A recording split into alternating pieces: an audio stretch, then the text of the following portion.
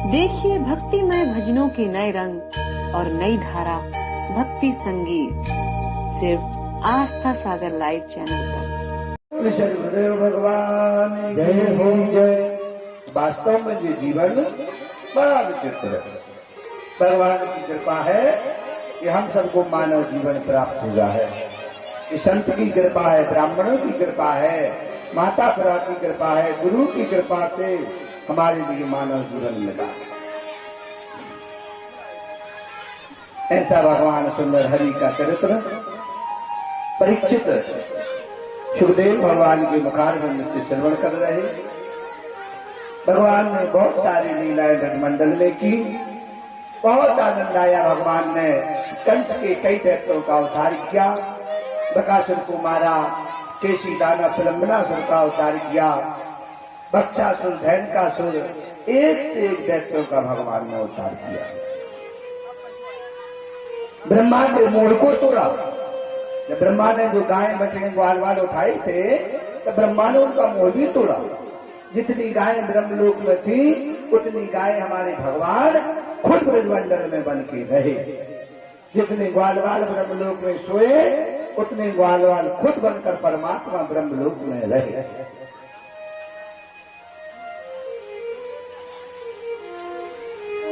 मोहिनी सी सूरत हृदय में छुपाए बैठी हूँ, सुंदर सी छवि प्यारे आज इन आँखों में बसाए बैठी हूँ। बांसुरी की मधुर तान सुना दो काना, बस एक छोटी सी आस लगाकर दिल में बसाए बैठी हूँ। एक गोपी का भाव था भगवान का, क्योंकि भगवान ने सारी गोपियों से कह दिया कार्तिकम यधम मासम पूर्णमासी दर्शनम। ब्रज गोपिकाओं, जब कार्तिक मास की पूर्णमासी आएगी तब मैं एक साथ सारी ब्रजमंडल की गोपियों के साथ महारास रचाऊंगा। और भगवान की ब्रजमंडल के अंदर अंतिम लीला थी महारास की लीला। सारी लीलाएं करने के बाद भगवान ने वृंदावन में रास रचाया और रास रचाने के बाद भगवान वृंदावन को छोड़कर मथुरापुरी जाने वाले। एक साथ सारी ब्रजमंडल की गोपिकाओं। और कौन सी रात? कार्तिक की पूर्णमासी। ध्यान देना, 12 महीने में एक बार आती है कार्तिक। देखो पूर्णिमा तो हर महीने में आती है और आती के नहीं, लेकिन कार्तिक मास की पूर्णमासी तो अलग तरीके की होती है। उस दिन का चंद्रमा अलग प्रकाशित देता है। सारी ब्रजमंडल की गोपियों के साथ भगवान रास रचाने वाले हैं। अर्धरात्रि के 12 बजे, ठीक 12 बजे भगवान ने बंसी का वादन किया। सारी ब्रज की गोपिकाएं अर्धरात्रि के समय रास मंडल में प्रवेश हुई। भगवान ने मनी मन सोचा इन गोपियों की परीक्षा लेनी चाहिए कि इन गोपियों के मन में भाव क्या है, इनके मन में मेरे प्रति भावना क्या है, इनके मन में मेरे प्रति सोच क्या है। भगवान ने एक गोपी से कहा, गोपी तुझे लाज नहीं आई, तुझे शर्म नहीं आई? गोपी इतने के बीच अगर किसी की हंसी उड़ाओगे तो उसको शर्म तो लगेगी। गोपी बोले किस बात की? भगवान बोले बताओ, तुम्हें शर्म करना चाहिए कि मैंने तुम्हें रात्रि के 12 बजे मेरी बांसुरी की तान सुनकर तुम अपने घर के पति को सोते हुए, घर के बच्चों को सोते हुए, घर के सास ससुर माँ बाप को सोते हुए अर्धरात्रि के 12 बजे खुद के घर का आंगन छोड़कर किसी पराये मर्द के बुलाने पर तुम उसके सामने आ गई। एक गोपी से भगवान ने इतना कह दिया। उस गोपी के आंखों से विभोर आंसू बहने लगे, अश्रुधार प्रवाहित होने लगे। मैं कन्हैया के सामने शर्मिंदा हो गई और मेरे गोविंद के सामने हाथ जोड़ दी गई। कन्हैया, मुझे तुझसे आस नहीं थी, मैंने तो तुझे अपना प्रेमी समझा था, मैंने तो तुझसे प्रेम किया था, लेकिन तूने मेरे ऊपर इतना कलंक लगा दिया। तूने क्या कहा पराया मर्द के बुलाने पर? तू पराया है? एक गोपी बोली, कन्हैया रुक, जो तूने बात कही है उसका प्रश्न मैं तुमसे कहती हूं और उत्तर तुम मेरे लिए देना। एक गोपी बोली, कन्हैया एक दिन की बात है कि मेरा पति 6 महीने के लिए परदेश जा रहा था और मैंने अपने पति के चरण पकड़कर कहा, मैं तुम्हारे बिना रह नहीं पाती। मेरा नियम है कि जब तक मैं पति का पूजन ना कर लूं, पति को भोजन न करा दूं, पति को जल न पिला दूं, तब तक मैं पति के बिना जल भी ग्रहण नहीं करती। जानते हो कन्हैया, मेरे पति ने मुझसे क्या कहा? अगर मैं परदेश नहीं जाऊंगा तो कमाऊंगा क्या? अगर कमाऊंगा नहीं तो हम दोनों खाएंगे क्या? तब ये मेरे पति ने मेरी मन की शांति के लिए एक मिट्टी का पति बनाया और वह मिट्टी का पति बनाकर मेरे पति ने मेरे हाथ में थमा दिया और मेरा पति बोला, देवी जब तक मैं परदेश जाऊं और जब तक मैं परदेश में रहूं तब तक तुम इस मिट्टी के पति में मेरी तस्वीर देखते रहना और इस मिट्टी के पति को आज से तू अपना पति मानना। पहले इस मिट्टी के पति को जल पीना और फिर जल को ग्रहण करना। कन्हैया ने कहा तो क्या हुआ? मैं इतना करके मेरा पति परदेश चला गया। 6 महीने पूरे होने वाले थे। प्रातः काल की बेला थी, जिस समय मैं अपनी पति की पूजा दरवाजे बंद करके कर रही थी, उस समय दरवाजे पर कोई जोर जोर से कुंडी खटखटा रहा था और कुंडी खटखटाते खटखटाते कहता है, देवी दरवाजे खोलो, मैं परदेश से लौट कर आ गया।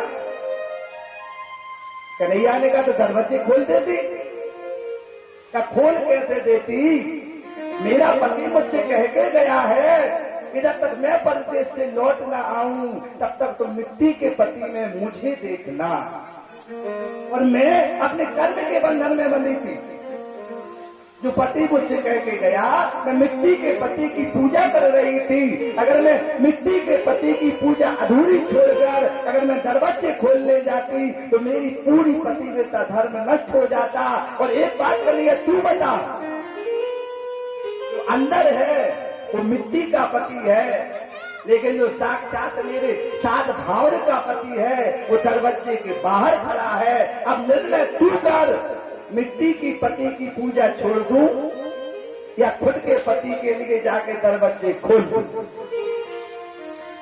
कन्हैया ने कहा, गोपी जो अंदर है वो मिट्टी का है, मिट्टी तो एक दिन गल जाती है, लेकिन जो दरवाजे के बाहर खड़ा है वह तुम्हारा जगतपति है। इसलिए मिट्टी की पूजा छोड़कर तुम्हारे लिए जगतपति के दरवाजे के लिए किवाड़ खोल देना चाहिए। का गोपी भगवान के चरण पकड़कर बैठ गई और गोपी ने कहा, कन्हैया निर्णय तूने खुद कर लिया है। जिसे मैं बिस्तर पर सोकर छोड़ के आई हूं वो मेरे मिट्टी का पति है। जिसे मैं बिस्तर पे छोड़ के आई हूं वो मेरा मिट्टी का पति है। एक दिन जलकर राख हो जाएगा। और जिसने 12 बजे अर्धरात्रि में मुझे बुलाया है वो मेरा जगतपति है। और जगतपति के साथ तो मुझे जीवन भर का नाता निभाना ही है। इसलिए मिट्टी का पति किस काम का? अगर आज मैं प्यारे जगतपति के बुलाने पर ना आई तो मेरा जीवन सारा बेकार हो जाएगा। कन्हैया समझ गए कि ये सारी गोपी मेरी भाव की भूखी है, प्रेम की भूखी है। इसलिए कन्हैया ने आज सारी ब्रज गोपियों के साथ प्यारी राधा को लिया, ब्रजमंडल में रास किया। बड़ा सुंदर भगवान ने रास रचाया। माता पार्वती भी रास में पहुंची, भगवान शिव भी रास मंडल में गए। रास लीला बड़ी सुंदर लीला है। भगवान ने लीला करके वृंदावन पहुंचे। आज भगवान ने नारद जी को बुलाया, नारद जी से कहा,